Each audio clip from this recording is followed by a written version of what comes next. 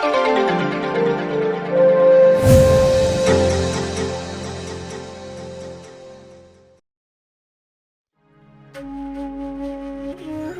मार्कुस के अनुसार पवित्र सुसमाचार अध्याय 8 वाक्यांश 1 से लेकर 10 तक।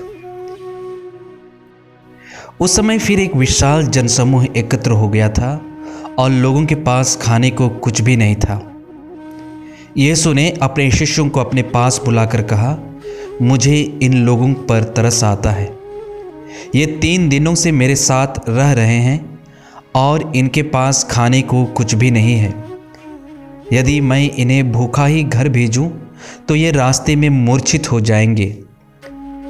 इनमें से कुछ लोग दूर से आए हैं। उनके शिष्यों ने उत्तर दिया, इस निर्जन स्थान में इन लोगों को खिलाने के लिए कहाँ से रोटियां मिलेगी? यीशु ने उनसे पूछा, तुम्हारे पास कितनी रोटियां हैं? उन्होंने कहा, 7।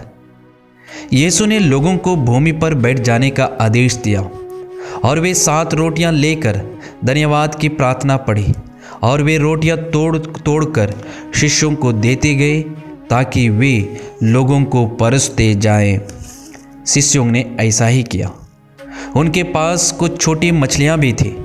यीशु ने उन पर आशीष की प्रार्थना पढ़ी और उन्हें भी बांटने का आदेश दिया। लोगों ने खाया और खाकर तृप्त हो गए और बचे हुए टुकड़ों से 7 टोकरे भर गए। खाने वालों की संख्या लगभग 4000 थी। यीशु ने लोगों को विदा कर दिया। वे तुरंत अपने शिष्यों के साथ नाव पर चढ़े और दलमनुथा प्रांत पहुंचे। यह प्रभु का पवित्र सुसमाचार है। पुनर्जीवित प्रभु यीशु ख्रिस्त में प्यारे भाइयों और बहनों, सबों को जय यीशु। आज प्रभु के सुसमाचार में हमने सुना प्रभु यीशु निर्जन स्थान में 3 दिनों से हजारों की भीड़ को सत्य का वचन और जीवंत वचन सुना रहे थे। क्यों लोग यीशु के पास भीड़ में जाते थे? यीशु के पास ऐसी क्या थी जो लोगों को उसकी ओर आकर्षित एवं प्रभावित करती थी? प्रभु यीशु के पास सबसे उत्तम गुण दया थी। प्रभु यीशु के पास पूरी मानव जाति के लिए प्रेम थी। जो भी उनके पास आते थे, चाहे वे गरीब हो, धनी, अंधे, लंगड़े, गूंगे, बहरे, कोढ़ी, बीमारियों से पीड़ित या बेसहारे हो, सभी लोगों को देखकर यीशु को तरस आता था। क्यों यीशु लोगों पर तरस आता था?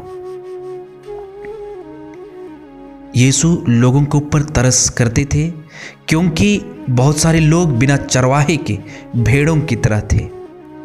कुछ लोग यीशु के पास इसलिए आते थे क्योंकि वे अपने खुले आंखों से यीशु का चमत्कार देखे थे। जैसे गलीलिया के काना के विवाह भोज में यीशु ने पानी को अंगूरी में बदल दिया था।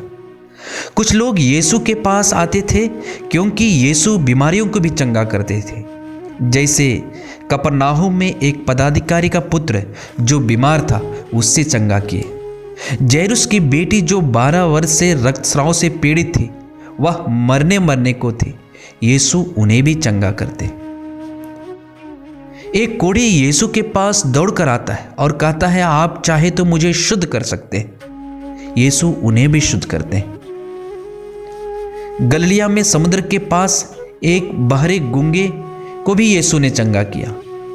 यीशु यहां तक कि आंधी को भी शांत करते थे।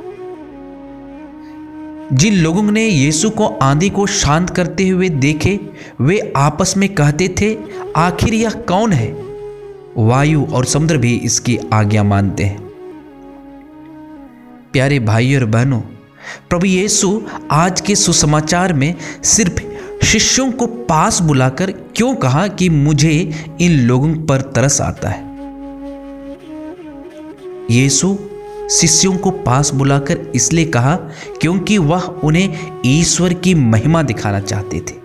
वह शिष्यों को ईश्वर की महिमा इसलिए दिखाना चाहते थे कि वे इसे देखें, इसे अनुभव करें और इसका साक्ष्य दें। ईश्वर की महिमा क्या थी? प्रभु यीशु निर्जन स्थान में 3 दिन से हजारों की भीड़ में आए हुए लोगों को सत्य का वचन और जीवंत वचन सुना रहे थे।